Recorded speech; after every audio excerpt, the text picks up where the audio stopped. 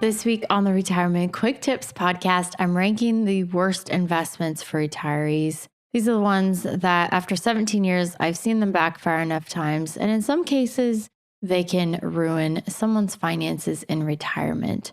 Now, today I want to talk about, I would say, the least problematic. It's like the best of the worst, if that makes sense. These are structured notes. I don't completely hate them, but I kind of do. And I've seen them a lot more in recent years. They're being pushed really hard by advisors at certain big banks. So if you have an investment account with an advisor at a big bank, like I've seen portfolios absolutely loaded up with these, where it's like it's all they have. Let me explain. I was on vacation in Central Oregon a couple of weeks ago, the first week of August, and my husband and I were playing golf. So we got paired up with this guy in his late 70s and his daughter-in-law.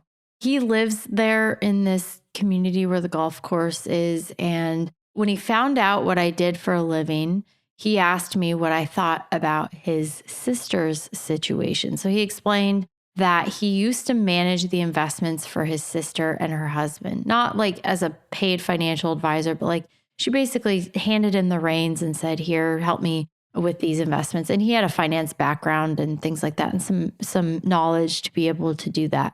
So this is the man in his 70s, his sister. But when the sister's son-in-law became a financial advisor about a year ago, the sister wanted to help out her son-in-law. And so she turned over management from her brother, the guy I played golf with, to her new son-in-law.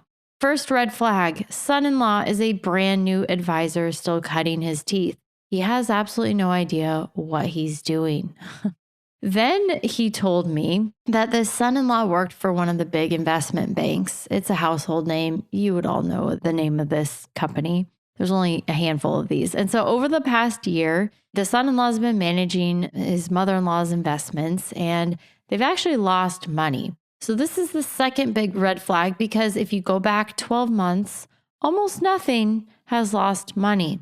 I know this investment bank well. Potential clients will send me their statements. I'd say like in the last maybe 3 or 4 statements that I've looked at from this big investment bank, 2 or 3 of them had a ton of structured notes in them.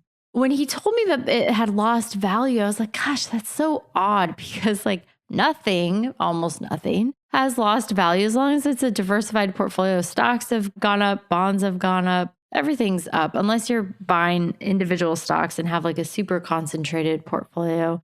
Nothing's lost money. But then he told me that and I said, okay, let me guess.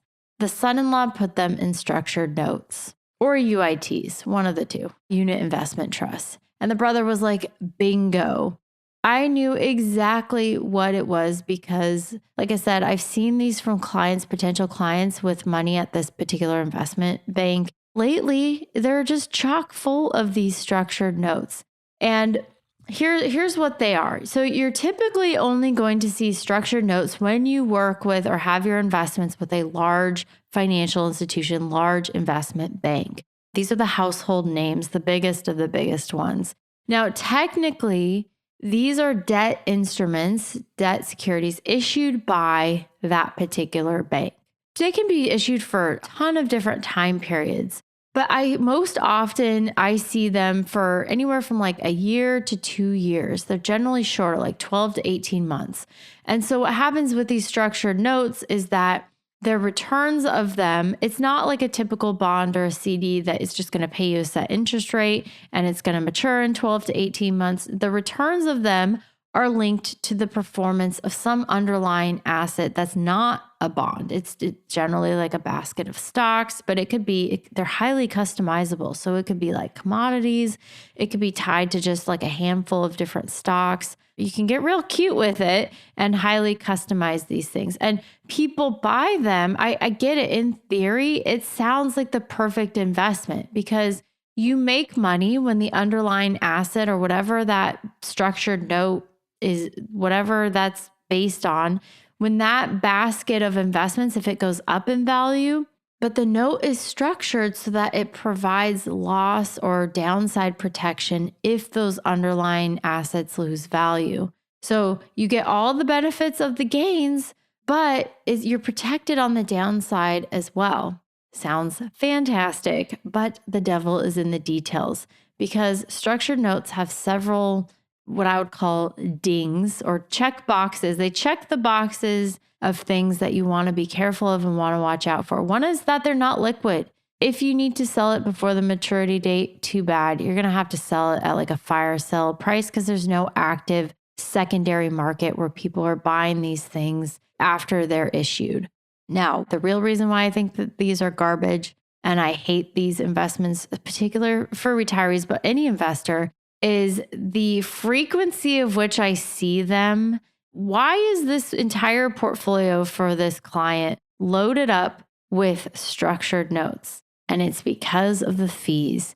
The advisors at these big investment banks issuing structured notes, typically, not always, but much of the time, they're getting a big fat commission to sell these to their clients. And then because they're structured to mature every 1 to 2 years, they mature in a year, 18 months, 2 years. Guess what? The advisor just created a consistent payday for themselves because they're going to earn a commission every time one of those matures. You just roll it over into a new structured note. Bingo, nice little payday. So if you have your investments with a big investment bank and your advisor is pushing structured notes, you have to know that it's probably a better deal for the advisor than it is for you. Because when you look at the returns, like, yes, you can make money in these investments, but why would I buy an expensive structured note? I like the downside protection. That's a good idea in theory, but I can create that much more easily by just owning a decent sleeve of my investment portfolio in bonds or CDs that's going to provide that investment protection anyways. I don't need to have these sophisticated financial instruments to provide me with the downside protection, especially when they come with the high fees that ends up being a drag on the returns. And that's why most likely this client over the last year has lost money because the advisor was putting them in these new structured notes that he was too naive and green in the business to know better. When a balanced, plain vanilla portfolio of stocks and bonds without the use of fancy structured notes would have likely produced a much better result, especially over the last year. All right, that's it for today. Thank you so much for listening. My name is Ashley Michike, and this is the Retirement Quick Tips Podcast.